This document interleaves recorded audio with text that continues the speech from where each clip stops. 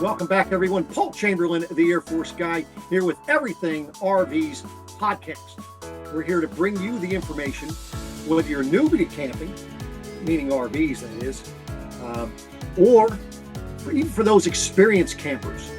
We want to go ahead and give you the information that you need so that you can make memories that will last a lifetime. And tonight, we're going to be talking about, this is a topic that comes up all the time. Let me go ahead and just share my screen here, just show you what I'm talking about. We get this all the time, and that is dealing with solar.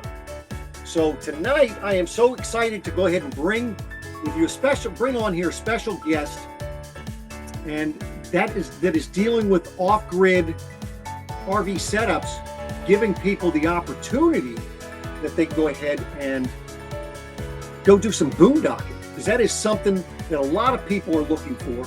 And so without further ado, let me bring on Nick here. Give me a moment, Nick. I'm going to get you set up here, but here is Nick from offgridrvs.com here in the Georgia area. I'll tell you, Nick, appreciate you coming out, taking your time out of your busy night to go ahead and at least come on here and give the folks the information they need. So in the event that they want to upgrade to solar, they have that necessary information for this. Yeah, I appreciate you letting me come on, Paul. It's quite the honor to be here for sure. I know you're a big name in the RV and camper industry, and so it's just a pleasure to be here. I'm glad that we're so close. So, you're only about an hour and 15 minutes north of me. Right. Well, I tell you, so just to let everybody know how we met. One day I'm looking at a motorhome sitting out in the front of our building, and there was two guys standing by the welcome area. And I go out, I take some pictures of this motorhome. It was a Winnebago View. This thing, the whole roof was solar panels, and I'm looking at it going, "What the heck is this?" And of course, I come in, get talking to these two guys. They're in there to introduce what they do for RVs, and I was quite impressed with the fact this thing had 2,800 watts of solar. And you told me that, now I don't know that I believe this, I'd have to see it in person, but you told me that it would operate for 2 days, everything, with 4.5 hours worth of sun. I may have said that, but I misspoke. It can operate indefinitely with 4.5 hours of sunlight every 2 days. I'll code it back up. It could do what again? It can operate indefinitely, like run the AC, run the mini split air conditioning, run the refrigerator. Basically, a family live in it indefinitely as long as it gets 4.5 hours of sunlight every 2 days. Dude, that is amazing. I tell you, because I've interviewed other people that do solar, and I tell you, it's been probably 5-6 years maybe. And it's amazing the advancement of solar, and I'm sure it's only going to get better. Now, for that particular system, because I think it was critical, and I think probably one of the reasons why it's able to do that is because of the fact that you guys, I think, and maybe you can expound on this, but I think it had a lot to do with the fact that, of course, all the solar you had, but how effective or efficient the charge controller is for that system. Can you explain how that plays in a role in that? Yeah, for sure. It does play a minor role for sure, because some charge controllers might only be 80% efficient or 85% efficient, and we're in the upper 90s on the charge controller. But it's really just this. On this particular build, it was a little unusual. We use the charge controller that's built into a Sol-Ark inverter. So we put a residential UL listed inverter on this Winnebago View.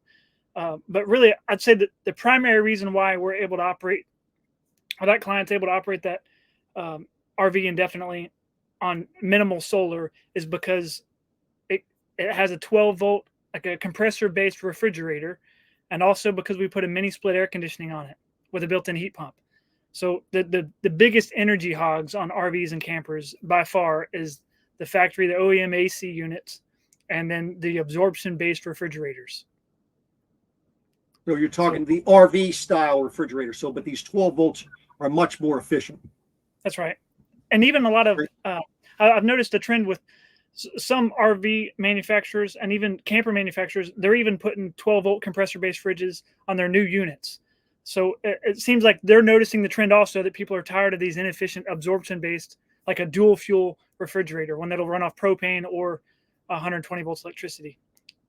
Well, and I think, and I was just talking to someone today, and I think the reason why people like the dual fuel, fuel meaning one LP, the other being 110, is because the fact that they could run it on the propane for so long using battery power versus the 12-volt fridges.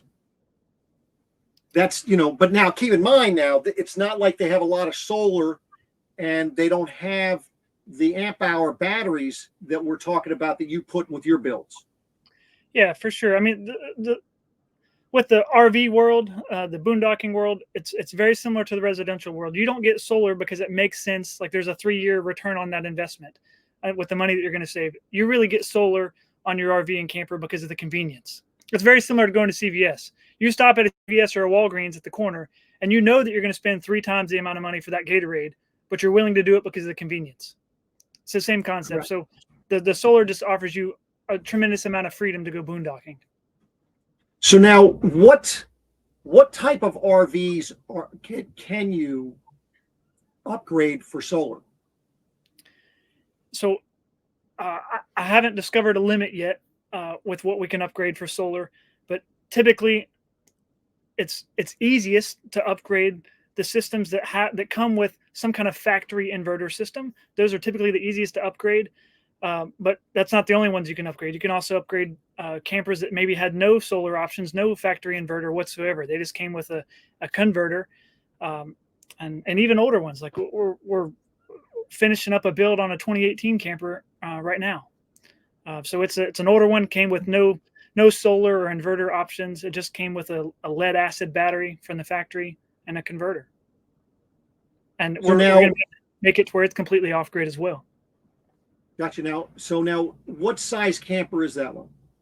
It's a 33 foot with a slide. It's actually a lower end. It's a Forest River camper, but it was built well. It's a good build quality. But so we're swapping out the refrigerator. So instead of the absorption based dual fuel fridge, we're putting a 12-volt. We're putting a 120 volt residential fridge. We actually got it from Lowe's. Okay. Just because it fit the space, fit the hole almost perfectly. So now the refrigerator capacity is about 70% greater than what it was with the absorption-based refrigerator. And it fits in the same hole. It's the same opening. And it runs off 120 volts and consumes 1/5 the amount of electricity to operate. Oh, wonderful. Gotcha. Now, so now how much solar are you putting on the roof of that travel trailer? That one has, I think it's 3,200 watts we're putting on that one. I think it's 32. Dang. Okay. And then how many amp hour in the batteries are you installing? So we put a 51.2 volt battery that is 300 amp hour inside that one. Okay. So it's 15 hour. So, and I think explain to the people that are listening or watching here on YouTube. And by the way, folks, I will have his contact information, his website down below. As you saw it, I had it earlier, and that was the offgridrvs.com. So I'll have that listed down below. But can you explain to the to people that are listening the difference between a 12-volt battery and the type of batteries that you're putting in the campers? Yeah, so we do our best to stick to only lithium, lithium iron phosphate batteries. So it's a different variation of lithium. It's not like the lithium batteries that are in your cell phones. Like if you hit it with a hammer, it's likely to catch fire. It's a lithium iron phosphate. Is a very safe chemistry.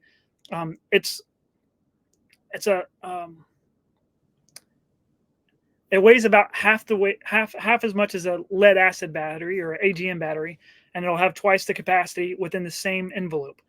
So a lot of our builds, we're doing 12-volt, 100 amp hour batteries, and we'll wire several of those in parallel. So we'll have maybe 400 amp hours if we wire 4 of those in parallel together. On the build that we're talking about with that Winnebago View, we actually elected to put 51.2 volt, which is 51.2 volt, 300 amp hours. So it's the equivalent of about, see, 3 times 4. It's equivalent of about 12 volt, 100 amp hour batteries. Okay. So we just put one big one of those. It's got a 10-year warranty, a built-in heater, so it won't.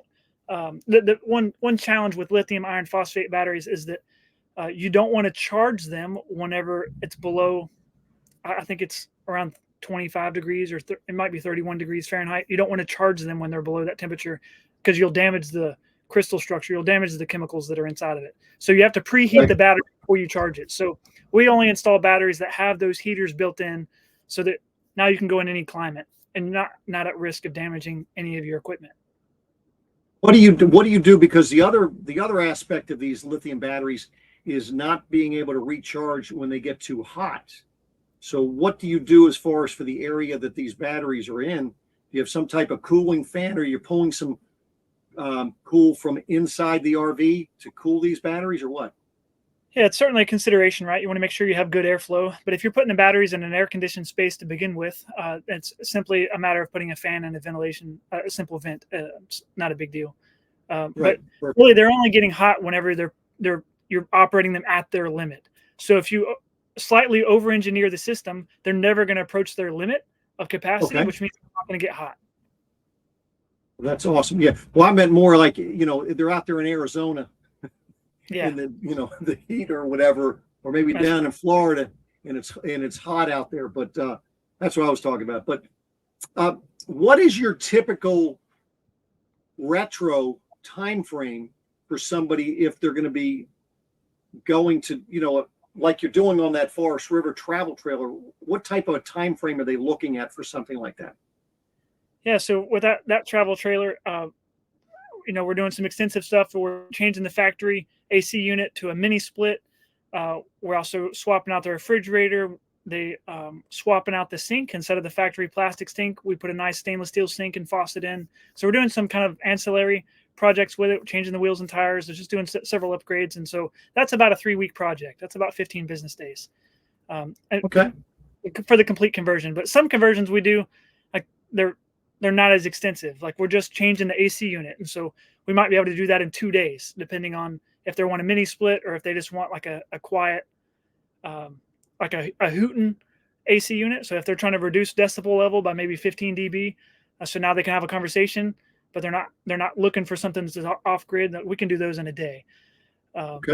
So we have, I know recently we did some upgrades on a different Winnebago Navion, and basically the guy just wanted us to prepare the whole chassis so that 6 months, a year from now, he can double the battery capacity. And so we installed a converter and basically an extra charger so he can charge quickly.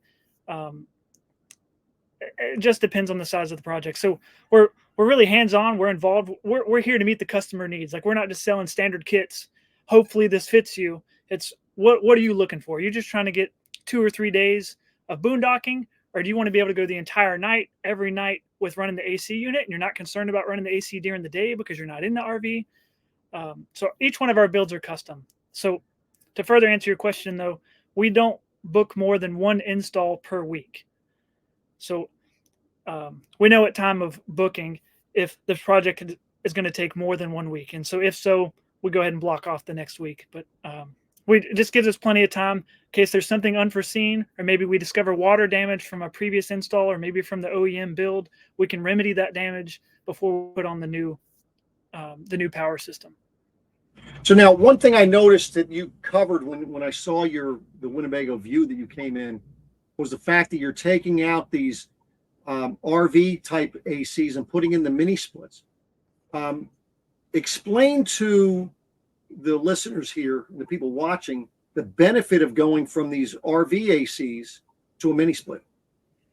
Yeah, great question, Paul. You're good at this game for sure.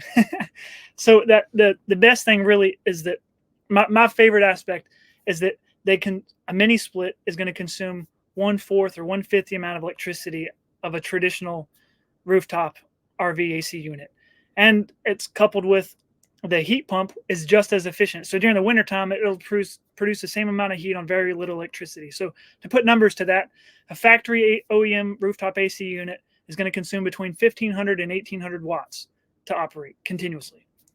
You put it on low speed, it might drop 60 watts. It's not going to drop a whole lot. When the compressor turns off, it's going to drop another 120 watts maybe. But overall, you're still always consuming at least 1,300 watts, no matter what condition that thing is running. So if you switch to a mini split, you're at peak performance, like on that Winnebago View, for instance, and the peak of summer, running that mini split wide open. It's an 18,000 BTU mini split. I've seen it pull 780 watts at peak. Wow. So that's half the power. But most of the day, it's actually only pulling about 350 or 400 watts. So it's a huge drop in power consumption. But that's probably my favorite aspect, just from the technical standpoint. But other than that, I really enjoy the fact that you can now stand underneath the AC unit on your cell phone and have a conversation. They're so quiet. But there was another benefit you told me about. Do you remember? Yeah. The warranty, right? Yeah, they all. Yeah, I really like. I know, I'm sure there's other brands that would do this, but Pioneer is the primary brand we've sought after for installing mini splits on RVs, and it's because they said that installing these on RVs and campers in no way violates their warranty, because they know we're doing a robust build and we're protecting their unit. So this thing can vibrate down the road for hundreds of miles a day, and it doesn't change the warranty at all. So these will come from the factory with between 5 and 10 year warranties on every mini split that we install from them, which is pretty awesome. And I think that's impressive, because most RV ACs, you typically get your 1 year warranty, then maybe you might have a 2 or 3 year warranty on it for most part, but to have a 5 to 10 year warranty on the AC system, that's pretty impressive. Now, what about, because you mentioned that you're putting more of a residential style charge controller in these RVs, is that correct? Or is that just on that one? Yeah, just on that one Winnebago View, the one that we brought by your place, we had put a residential, a UL listed 𝐓𝐿 inverter in that one. But that was a special case, right? The owner of that one wants to be able to, this is how he operates. He lives in a rural area, and so when the power goes out, he wants to be able to, this is what he does. He plugs his RV into his house, into a generator inlet. And so now he can keep the well running and keep all of the toilets running and all the faucets running in his house. He can keep his refrigerators and freezers going, keep all the lights on in the whole house, all from his RV. So, and now it's quiet, right? Because the RV is getting sunlight. It's got a battery bank. So it's powering his house. Not the fact, it's not powering the AC units, because those are traditional AC units that consume a lot of power, but it's powering basically everything else so that he can keep his household in operation just from his RV. And just kind of a novel thing, he can charge his EV too, charge his electric vehicle. I mean, how long is he able to run his house on something like that? Yeah, so it depends on if it's overcast or not, and it also depends on how many appliances he's running inside the house. If you're running the washer machine, it's not going to be very long. If you're running the dishwasher, it's not going to be very long. It might only be 6 or 8 hours or something. But if all you're doing is keeping lights on, keeping refrigerators going, and the well pump running to keep water flowing to the faucets, I think he could easily get 15 hours if he received 0 sunlight. Okay. But one thing that's neat is that customer actually also has drives a hybrid vehicle. He has a Toyota Camry, and so this was a kind of a special project, but it was pretty neat. We made it so that he can plug his hybrid Camry into his RV to recharge the battery bank. How long does that take him to recharge his car? No, I'm not talking about recharging his car. I'm saying he can use his car to recharge the battery bank in the RV. Oh, I'm sorry. I misunderstood that. So the idea is the grid is down, and it's cloudy because there's a hurricane coming or something, and so you're not getting solar. He could start the generator on the Winnebago to recharge the batteries. That works, right? Or he could plug in his hybrid vehicle to his RV to recharge the batteries, to keep power in the house, keep everything in the freezers good, so none of that stuff spoils. And we all know how long does that take the car to charge the batteries in the motorhome? So it's going to be on demand. It operates on demand. So it's only if it really depends. I mean, the batteries in those hybrid vehicles, like in the Camry, is about 270 volts DC. So if you're pulling 20 amps at 270 volts, like you're still pulling 5,000 watts. So that'll charge things pretty quickly. Okay. Well, good. So now, what type of a wait period do you have right now in the event that somebody were to call you and wanted to, sit down and try to work something out? Yeah, great question. I know earlier this week we were booked out till November 11th, but we actually just had a client just drop off his RV today who booked that slot. So we're over 2 months out right now as the waiting list for doing installs, which is just fine. Okay. I mean, we've got to get materials in for doing your build too, and you got to get your RV or camper to us unless you want a mobile install, which just takes a little bit more time. So yeah, right now I think it's the 3rd week in November is our next opening. Gotcha. Now, so do you do like just regular installs of solar panels and batteries and so forth as well? You say regular, do you mean on RVs and campers still? Yes. Yeah. So if somebody just wants something supplemental, like almost like novelty, like, hey, I want to be able to run the lights or run just my refrigerator. I'm not concerned about running the AC unit. Yes, sir, that's no problem. And we just so that, because I see this come up all the time, and I know with my camper I didn't have an issue with, but for some reason I see this happening now and it's an issue. But I have a 100-watt solar panel on my camper, and I have just a regular deep cycle battery. Yeah. I dropped my camper off in the middle of a parking lot in Tampa, Florida. Now, keep in mind also, it was, about around first week of January timeframe. So it wasn't real hot out. And my refrigerator ran the whole week while I went ahead and stayed at a hotel. But how big of a solar panel does somebody need? And how much amp hours in a battery do they need if they have a 12-volt refrigerator to do something like that? Does your camper have a 12-volt refrigerator, or is it absorbed? Okay. Yeah, great. Mm-hmm.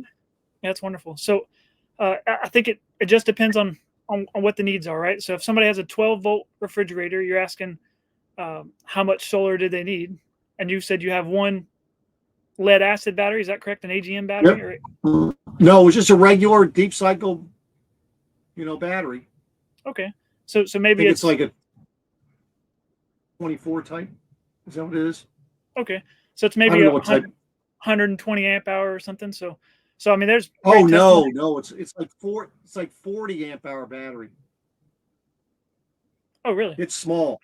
Yeah, it's not that big. Yeah, great. That's wonderful. So yeah, I mean, it sounds like that's enough power for that specific 12-volt refrigerator. That's wonderful.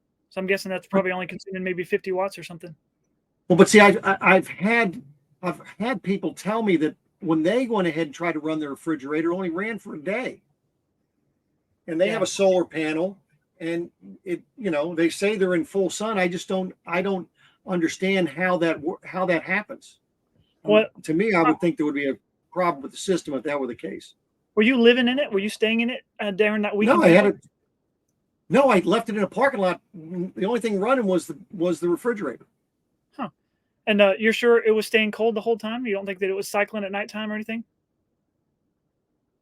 I went over, checked I went over like every other day, looked at the battery. The battery said it was 2/3 full, and I looked in the refrigerator. It seemed fine. Didn't have an issue whatsoever.